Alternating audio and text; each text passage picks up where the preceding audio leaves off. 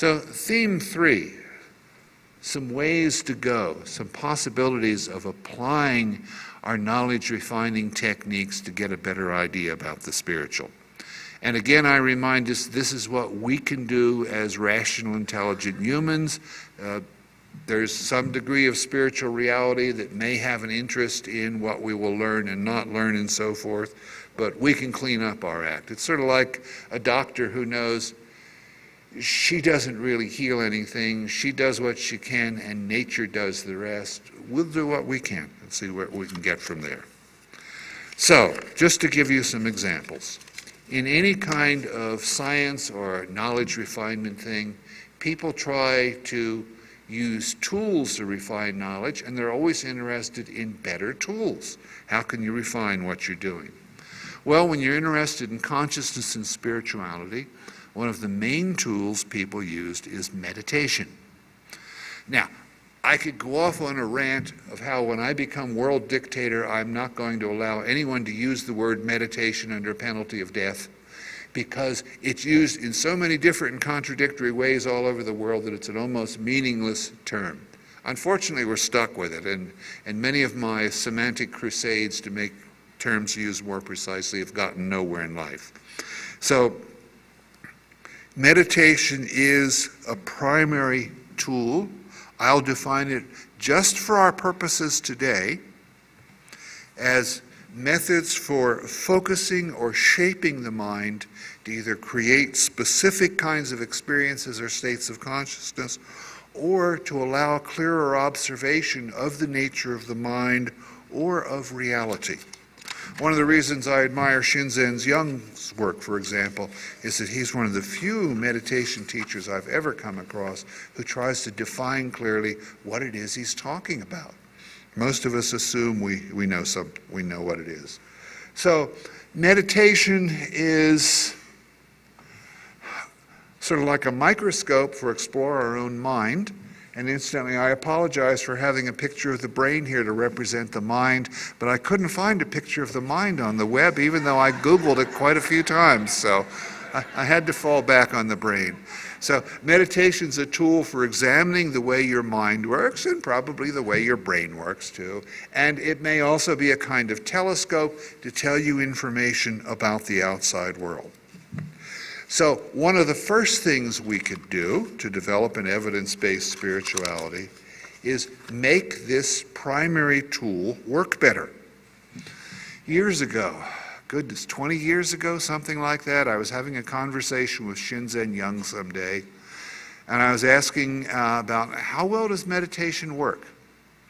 And he told me, well, if he goes somewhere and trains people in how to meditate, a workshop, a retreat, a class, something like that, just about everybody says, oh yeah, this is real interesting stuff, I'm learning something, this is going to be a part of my life. So, you know, we're 90% plus satisfaction in does it work? But then he said if he comes back a year later and 5% of them are still meditating, he's been very successful. And I thought, what? And he said, oh yeah, and that's the experience of other meditation teachers in the US and the Eastern meditation teachers too. And I thought, what? You come back a year later and you've had a 95% flunk out rate? You know, if I apply the standards of a Western university to that, if 95% of my students drop out within a year, I think as a teacher I'm doing a very bad job. Something's wrong. I don't know how to teach whatever it is I'm teaching. And yes, Shinzen understood my concern there. And he said, yeah, but as he said, that's the way it is even with the big famous Eastern meditation teachers. But they're not worried about it because they put it down to karma. Okay? If it's your karma to come around and want to learn meditation, you'll come around. If it's your karma to stick around, you'll stick around. But if not, you'll drop out, and maybe 10 lifetimes down the road, your karma will bring you back again. Well, that might be true, but what a rationalization for being a lousy teacher but not feeling guilty. I'm sorry, I just can't handle a 95% flunk out rate. So, for the first major project of developing evidence-based spirituality, it's making meditation work better. One of my fantasies for spiritual techniques in general, for instance, is I want to find the next 100,000 people who are going off on various spiritual paths, and I want to test the hell out of them. Okay, I don't know what tests are really most appropriate, so I'll give them dozens and dozens of them. And then I'll follow them up every few years, and who's dropped out, who's got enlightened, who's gone crazy, who feels like they've had big insights and the like. And someday, simply by empirically looking at what those initial test patterns were, somebody will come in and say, I want to become spiritual, and I'll say, take this test. And I'll look at the test results and I'll say, okay, for your type, I don't recommend Zen. For your type, there's a 27% suicide rate with Zen, and I think that's an unacceptable risk. However, Sufism works really well for your type, and so forth. And the next guy will say, hey, Zen is it for you. I'd love to have that kind of empirical information. Shinzen is working on making this better, incidentally, and I hope he's going to tell us about some of the ways he's made progress on this. So that's one way we could develop an evidence-based spirituality. Another way is what really happens when people have psychic and spiritual experiences after you take out the cultural biases. One of the excellent examples of this is what's happened with near-death experiences. Many of you, I'm sure, read Raymond Moody's book, Life After Life. 1975 hit the bestseller list and all that. We were hoping to have Raymond Moody as one of our speakers today, but scheduling complications came up. The amazing thing from Moody's book was that people with very different backgrounds and religious beliefs reported very similar experiences. Whereas our first hypothesis about, near-death experiences is, if they're just sort of a hallucination of the dying brain, would be that it would pretty much reflect your particular belief system. So what you get would depend on what the person's beliefs were, but it doesn't come out like that. Partially, okay? The way it's described tends to be influenced by your culture, but there's still a kind of core experience there. For example, one of the common core experiences is that a being made of light who understands you completely, expresses unconditional love, and communicates with you is an extremely common component of near-death experiences. Well, if it was, no, what I want to illustrate is cultural effects come in here. So if you're a Christian and you meet the being of light, you're liable to say, I talked with Jesus. If you're a Jew, you're liable to say, I spoke with an angel or God. If you're an atheist, you have a real problem. Atheists are generally very embarrassed after they talk with God. So those are the ones who came up with the kind of being of light thing, sort of more of an anthropological, neutral kind of term and whatnot. I sympathize with people getting embarrassed. It's always embarrassing when things like that happen. It's harder to get good information on near-death experiences now, because back when this data was first collected, most people had never heard of near-death experiences. So you could assume that their account would be largely uninfluenced by what it was supposed to be. Now everybody's seen a documentary or read a magazine article or book about near-death experiences, and that tends to bias people's reports.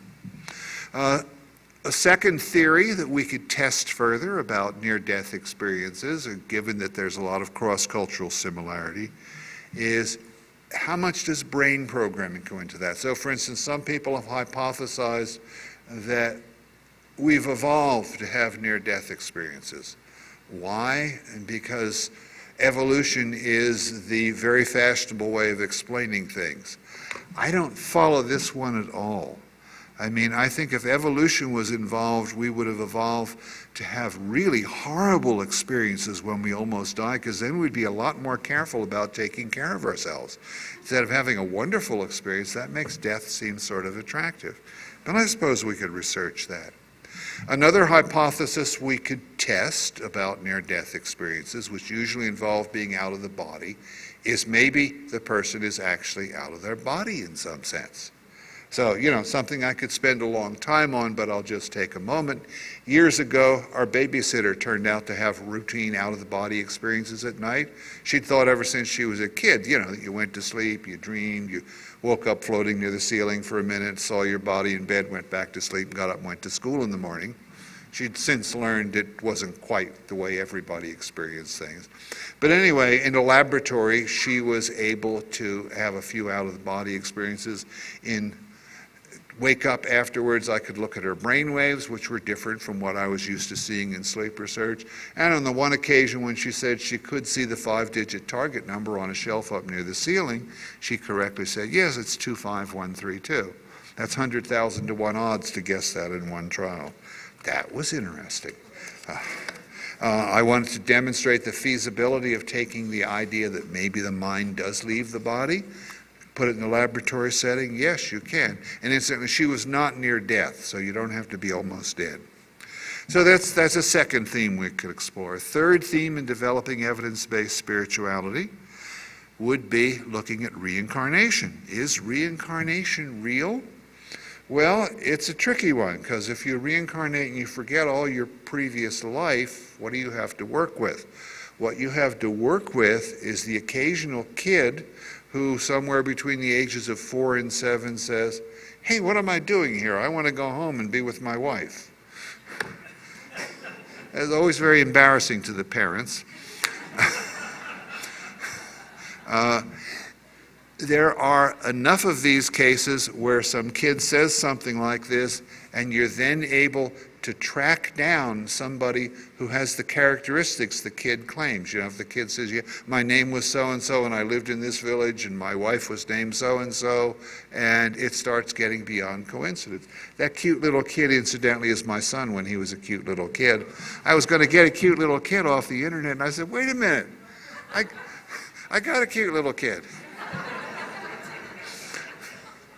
This was the work of Ian Stevenson, who spent years going all over the world finding cases like this. He's since died, but they have a total of about 4,000 cases in their files now, a couple of thousand of which are in computerized records, where a kid claimed reincarnation memories and they were able to find a recently deceased person that this matched pretty well.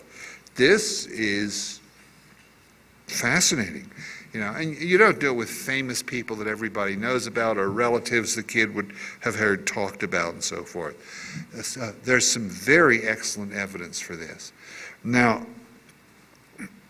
one of the interesting, here's a line of research, I can't seriously suggest this, but I've been serious for so long. A very common thing in people who remember a previous incarnation as kid is that they died a violent death. They were strangled or shot or run over by a car or something like that. And some of them have birthmarks that correspond to it. Somebody says, I was killed because somebody shot me in the chest with a shotgun, and he's got a little scar on the front of his chest and a little birthmark, a big one on the back of his chest, like an entry and exit wound would be. Fascinating. So Stevenson used to kid people that if you want to remember this incarnation in your next one, try to arrange to be violently killed. And I suppose we could do that experimentally, but I'm not recommending that kind of research. If reincarnation is true, it's enormously important. You know, I think it's more important to do more of this research than to cure the common cold, but I'm a weirdo. Another example of the way we could refine spiritual knowledge is karma real, the idea that your past actions manifest in future lives. In Buddhism and Hinduism, the sum of a person's actions, especially intentional actions regarding is determining that person's future state of existence. Well, how would you research that? Okay, you can say, okay, somebody dies. They have a permanent out-of-the-body experience. They have karma from this life, the various habits and attitudes you formed in this life. You go through some sort of intermediate state, the Tibetans call it the bardo, where who knows what sort of processes take place. Your karma from past lives manifests in there, and then you're born, and supposedly the characteristics you have a lot to do with past karma. Now, the Buddha gave a lot of advice to people on getting enlightened, and one of his pieces of advice was he listed about 5 things that he said, don't think too much about these before you're fully enlightened because they'll drive you nuts. And one of those was reincarnation and karma. Nevertheless, I think one of the reasons is that if you have a lot of karma from past lives as well as from this immediate life, it's not clear what aspects will manifest in your current life. But wait a minute. In psychology, we study stuff all the time where there's a high noise level, and we do correlations. We could look for correlations between a person's immediate past life that we identify and their characteristics in this one, and get some idea, is karma immediately at work? The Karma Research Project. I love the Institute of Karma Research. It's a wonderful vision. Okay, I'll give you a more specific theory about karma to illustrate how we could refine knowledge. Tibetan Buddhists particularly say it is really hard to get reincarnated as a human being. You can get reincarnated as an animal or in various non-physical realms and all that, but it's hard to get reincarnated as a human, and that's too bad because the human realm is the best place to get enlightened. We've got kind of the right balance of suffering and freedom here to be able to work on ourselves spiritually, but don't expect to come back for a long time as a human being. Well, they usually give it a little example of that. They say, imagine a world that's all one huge ocean, and there's a 6-foot diameter ring floating on that. I think of a hula hoop myself, but I guess a 6-foot diameter ring is bigger. You folks do remember hula hoops, don't you? I'm not that old? Okay. And imagine there's a single turtle that lives in this ocean, and once every century he comes to the surface to breathe. What are the odds he'll come up within the hula hoop? Pretty low, illustrating how very, very rare it is. I've taken the liberty of illustrating that particular theory is. Okay, if that theory is correct, that it's really rare to have enough good karma to come back as a human being in any reasonable length of time, then I think we can make a prediction. Among these kids who remember a past life, you'll find almost exclusively holy women and holy men, people who had really good karma, yogis and nuns and saints and all that sort of thing. Well, okay. I talked to the people at the University of Virginia who have this database of 4,000 cases. And I said, how many of these kids were holy people, monks, nuns, and all that in their previous life? And they got really puzzled looks on their face, and they thought about it for a while, and they thought, well, in the 2,000 cases we've fully coded, there were maybe half a dozen monks and nuns and all that. And the rest are all very ordinary people, butchers and bakers and candlestick makers and whatnot. So I'm afraid the theory about the rarity of coming back as a human being doesn't hold water.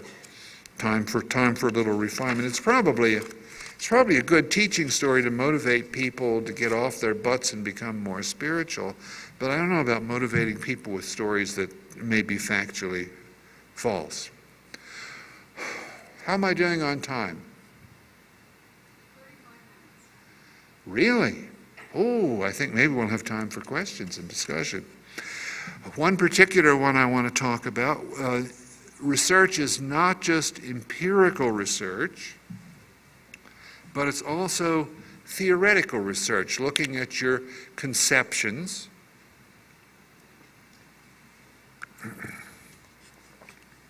your explanatory systems, and trying to make more sense of those.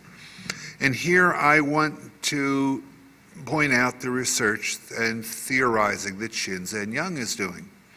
Shinzen Young gave a lot of thought when he came back from training in the East to how do you introduce various Eastern meditation and spiritual techniques to the West. And you can't just transfer them wholesale because we're a different culture. Words mean different kinds of things and all that. So one of the things I've really appreciated about Shinzen is he gave a lot of attention to what are the words that carry the right kind of meaning and that get our attention. So he has worked very hard, and I hope he'll talk about this in his own talk, on reclassifying traditional meditation methods throughout the world, for instance, into 5 basic types. Focus in, where you're trying to pay attention to various internal processes like your visual imagery, your talking to yourself, your bodily sensations and the like. Focus out, where you meditate on, you pay attention to various external sensations, objects or the like. Focus on rest, where the emphasis is on creating states of intense relaxation, mental blankness, emotional peace, and so forth. Focus on change, where you learn to see how your experiences are constantly changing. They're never the same. They're always morphing one into the other. And focus on positive, where you deliberately create various positive images in order to put yourself in the right kind of state. You can find this stuff on Shinzen's websites, incidentally. You don't have to take close notes unless you really like to take notes. I actually love to take notes in lectures where I'm otherwise going to fall asleep, because the writing helps me stay awake. It's very embarrassing, especially when I'm listening to a spiritual teacher and I'm falling asleep. But anyway. And he's not only reformulated these things in ways that make sense, that are easy to teach to people, but that are compatible with various kinds of scientific research on them. So, for years I kept hearing Buddhists talk about understanding impermanence, with a capital I for the impermanence.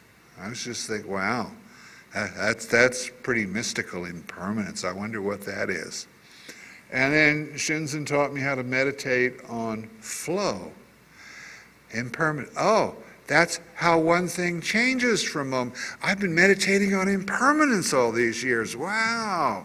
That made me feel like not as much of a failure about meditating. So this kind of theoretical reformulation to make stuff both work more effectively and to make it more compatible for future kinds of scientific research is a major way of moving toward an evidence-based spirituality. Okay, one more exploration of a possible way to go, and that's looking at Buddhist insight meditation practices as an induction procedure. This is a theoretical work again. Years ago, given my background as an engineer, I came up with a systems approach to understanding altered states of consciousness. Please, consider this a prop, okay? Don't get lost in all those little labels on there. But let's just take it as a prop that I've thought about many different aspects of the mind and how they interact with each other as a system and come up with a state of consciousness and the like. Maybe I should blank that out before you all get addicted to it. I know what to do. And I wrote about it in this book, States of Consciousness, okay? Those of you who are interested in a systems approach, which has not caught on because everybody wants a simple explanation of consciousness and doesn't really want to deal with the complexity. This book, States of Consciousness. Now, a little bit of advice for those of you who are into writing books: do not write 2 books with similar titles, because everybody thinks I mean the Altered States of Consciousness book. And States of Consciousness is quite different. Altered States was a look at all the fantastic, interesting things that happen in hypnosis and drugs and meditation and all that sort of thing. And States of Consciousness was my systems approach, my theoretical understanding to do it. I should have named it Son of Altered States or Altered States Strikes Back or something like that so people would distinguish it, okay? But to take years of research and condense it into a few minutes, I made the point that our ordinary consciousness, what you're experiencing right now presumably, it's not just there, it's an active construction. You learn to put things together that way, and now it's a system that holds together in a certain kind of recognizable pattern, and it takes work actually, but you don't even know you're working at it. It's so habitual. There's so many automatic mechanisms to keep your altered states of your ordinary state of consciousness in place. So it's an active construction. It's optimized to handle the world around you. The fact that you're all still alive and haven't been run over by a car means you've organized your ordinary state pretty well to avoid dangers like that. It's stabilized, okay? If I say boo, anybody get enlightened? No, it's stabilized. We can handle change in the pattern of consciousness. Stays there. When we want to induce an altered state, hypnosis, drug-induced state, and so forth, we have to get rid of that stabilization. So, a little analogy here, if you imagine these shapes as representing the various parts of consciousness that hold together as a stable state, okay? In a gravitational field, a bunch of things that actually had these shapes would be stable. If you want to alter someone's state of consciousness, you have to do two things. The main thing is you have to apply what I call disruptive forces to start breaking up the stabilization things. So, for instance, if you're sleepy, but you want to stay awake, the sleepiness is a disruptive force. You've got to not give in to that, walk around, be active, something like that. But on the other hand, if you want to put someone to sleep, you get them to lie down nice and comfortable. That relaxation is kind of a disruptive force. The disruptive forces start to break down the state, but not completely, okay? You can be a little bit sleepy and you're still in your ordinary state of consciousness. When it's successful, the relationship